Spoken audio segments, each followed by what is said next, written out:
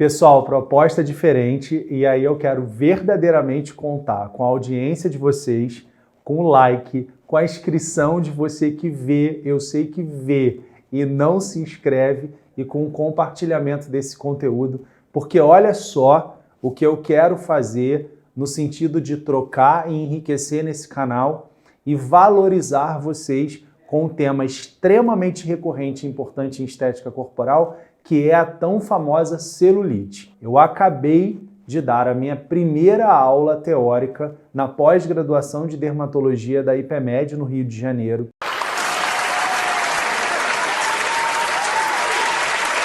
E sim, eu estou com a aula na minha frente. Claro que eu vou ter todo o cuidado de entender que alguns conteúdos específicos para o meu aluno, que é um médico em formação, em especialização, não cabem de serem colocadas aqui, mas eu vou extrair dessa aula completa de celulite uma espécie de um mini curso para você.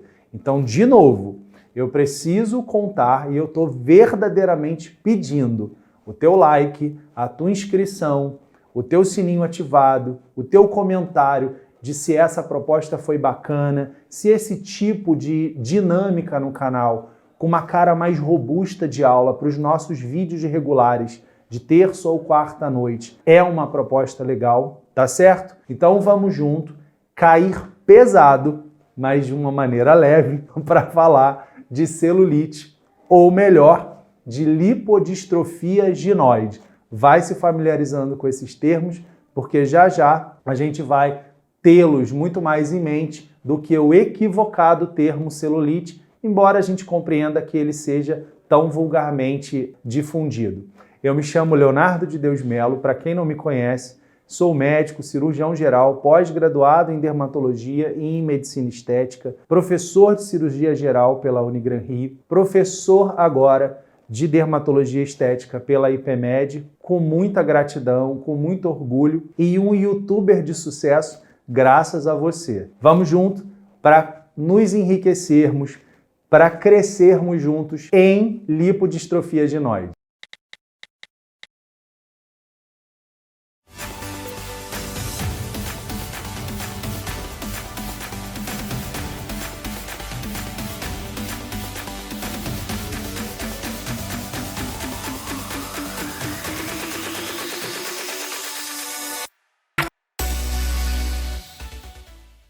Primeiro, é importante que a gente comece considerando alguns aspectos práticos da anatomia, e aí, como a gente conversou, eu vou sempre tentar traduzir isso de uma maneira muito tranquila, muito prática. Então, conforme vocês enxergam aí nesse esquema, a maneira como a gordura está organizada na mulher tem septos, tem traves, tem umas coluninhas um pouco mais em pezinhas, mais paralelas e transversais à própria superfície da pele e que confeririam a organização da gordura em nódulos, diferentemente do homem, em que essas traves são um pouco mais oblíquas, não conferindo na superfície um nódulo tão característico. Isso já está provavelmente provocando parte de vocês a entender por que quando essa gordura cresce, ela cresce dentro dessas casinhas, como se fosse um favo.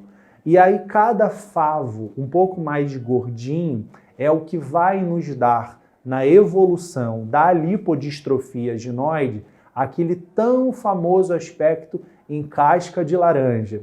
Mas a gente já vai chegar lá. Para a gente compreender lipodistrofia ginoide de uma maneira muito amadurecida, a gente então vai considerar que existe sim um pano de fundo de uma predisposição genética, existe sim um pano de fundo de um maior surgimento e uma maior evolução desse tipo de condição inestética no sexo feminino, e existem condições que respondem pelo que estaria acontecendo nessa pele. Eu queria muito que vocês prestassem atenção, vou dar uma de professor agora, né? Agora que eu já estou professor da medicina e professor de uma pós-graduação para a medicina, então eu posso assumir que eu estou professor de verdade. E eu queria muito que vocês prestassem atenção no conteúdo desse primeiro vídeo, porque eu acho que a gente pode parar nele tão logo vocês tenham compreendido isso. E por que eu estou sendo enfático nisso? Porque a hora que a gente compreender esses pontos que eu vou falar agora,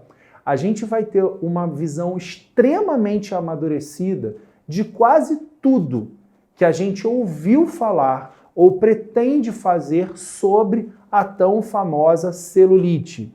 Embora o termo esteja equivocado, eu entendo que é o vulgarmente conhecido. Uma das teorias que melhor explicariam o surgimento nos tecidos, nos tecidos que compõem a pele e que configurariam a lipodistrofia adenoide, seriam alterações na matriz entre as células. Então a gente tem células e uma espécie de uma substância ao redor, uma colinha, uma gelatinazinha por entre essas células. Essa substância, que a gente chama de matriz extracelular, sofreria algumas alterações relevantes, como eu combinei lá para os médicos, eu vou dizer todas elas, para que eu acho que fica muito denso, não cabe.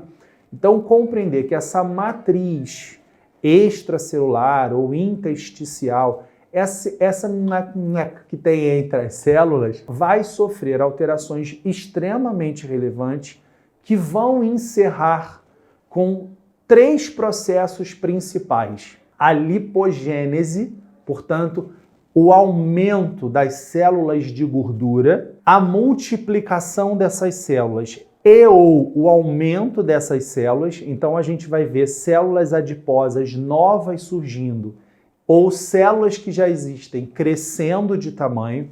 De qualquer maneira, pessoal, a gordura dentro desses nódulos vai ficando cada vez maior. E por entre essas células de gordura, nesse neckzinho, nessa gelatinazinha que a gente chamou de matriz extracelular ou de matriz intersticial, passam os vasos sanguíneos e os vasos linfáticos. E as alterações dessa matriz vão respondendo evolutivamente por um comprometimento dessa microcirculação sanguínea. Então, esses vasinhos que levam oxigênio, nutrientes para os nossos tecidos, que fazem as trocas e que respondem por tudo que acontece do ponto de vista de metabolismo, vão ficando comprometidos e essa circulação vai se prejudicando. E aí é um ciclo vicioso, porque aí esse tecido recebe menos oxigênio, menos nutrientes, a coisa por ali vai ficando cada vez pior. Além do comprometimento dos vasos sanguíneos, há também um comprometimento dos vasos linfáticos. E aí, olha que droga, e aí eu estou dizendo para vocês que é um cenário meio que de feedback positivo. Quando eu começo a ter as alterações que vão encerrar a tão famosa, tão vulgarmente difundida celulite, se eu nada faço para parar, para modular, para tratar, eu sigo num feedback positivo em que mais estase sanguínea, mais estase linfática, mais lipogênese vão me deixando cada vez mais cheio de nódulos, com retenção de líquidos, mais inflamado. E aí vejam vocês como é que esses termos, eu tô com gordura localizada, eu tô muito retido, eu tô percebendo umas varizes também que estão vindo junto com esse quadro lá na minha perna. Como é que tudo isso vai começando a se justificar mais no momento em que a gente compreende como é que esse processo nasce, tá? Deixa eu conferir rápido aqui para a gente encerrar esse primeiro vídeo e ele não ficar muito pesado. Existem fatores que predispõem ao quadro da lipodistrofia adenoide ou que agravam isso. Conhecê-los também faz todo o sentido antes da gente ficar falando em tratamentos, antes da gente ir lá falar de bioestimulador, de subsídio, de se os tratamentos estéticos da esteticista, da tecnóloga, da biomédica, da da farmacêutica, da fisioterapeuta, importa ou não importa, vale ou não vale? Antes de tudo isso, vamos ganhar análise crítica.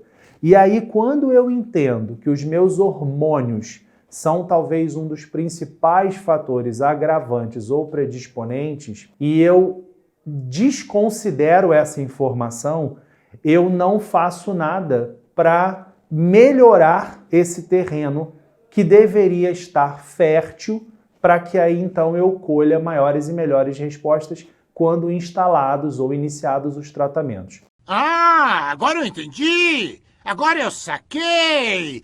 Então lembrar que alguns hormônios, como o estrogênio, muito altos, e isso justifica, por exemplo, muito mais a gênese e o desenvolvimento da lipodistrofia adenoide na mulher do que no homem. Isso está muito entre os 15 e os 45 anos, conforme alguns autores. Precisa, enfim, as alterações como prolactina, a insulina, são alterações hormonais que precisam ser lembradas e por isso a necessidade de assistência médica, pessoal. Aí eu não estou sendo contra as outras categorias, vocês sabem que eu não me posiciono assim, mas nós vamos precisar, em quadros de evolução muito séria da celulite, de assistência médica, de follow-up. Sedentarismo parece óbvio, mas a gente precisa dizer o óbvio. Uma dieta absolutamente desregrada, hipercalórica, com altos graus de açúcares, principalmente açúcares de cadeia curta. A predisposição genética e familiar, sobre a qual a gente já falou. Fatores psicossomáticos, e eu queria que vocês entendessem assim, estados, condições que fogem do equilíbrio e da saúde mental, então a ansiedade, a depressão, estar muitas vezes guardando, colecionando experiências de decepção, frustração, faz com que o seu organismo viva a chamada alta das catecolaminas, que seriam umas substânciazinhas que no organismo, em altas concentrações, atuam muito mais fazendo gordura do que quebrando gordura, tá? Então vale a gente também pensar sobre saúde mental. Obesidade e sobrepeso, óbvio, a gente já viu que o pano de fundo é o aumento da gordura. Então eu estar em sobrepeso ou obeso já é uma condição que já está conversando com a celulite.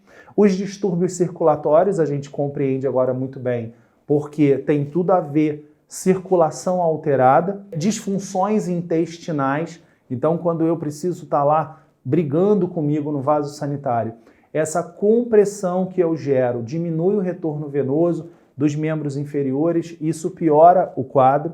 Compressões externas, como as meias elásticas, em pacientes que não tenham indicação dada por um médico especialista em vasos sanguíneos, faz com que isso seja prejudicial, até mesmo distúrbios posturais da coluna vertebral ou outras questões ortopédicas e, por último e não menos importante, o tabagismo. Eu acho que a gente para por aqui nesse vídeo para ele não ficar muito robusto. Eu não quero que você desanime. Vem comigo nessa jornada, nesse mini curso sobre celulite. Eu preciso e eu quero te encontrar semana que vem, para a gente continuar essa conversa, para a gente parar lá no final de tentar ficar só criticando aquele aparelho ou aquele tratamento porque ele não deu certo, se eu não compreendi direito a celulite e se eu não estou trabalhando em todas essas terapêuticas com estes fatores predisponentes e agravantes e a causa e o desenvolvimento da própria celulite na minha cabeça. Beijo e até semana que vem.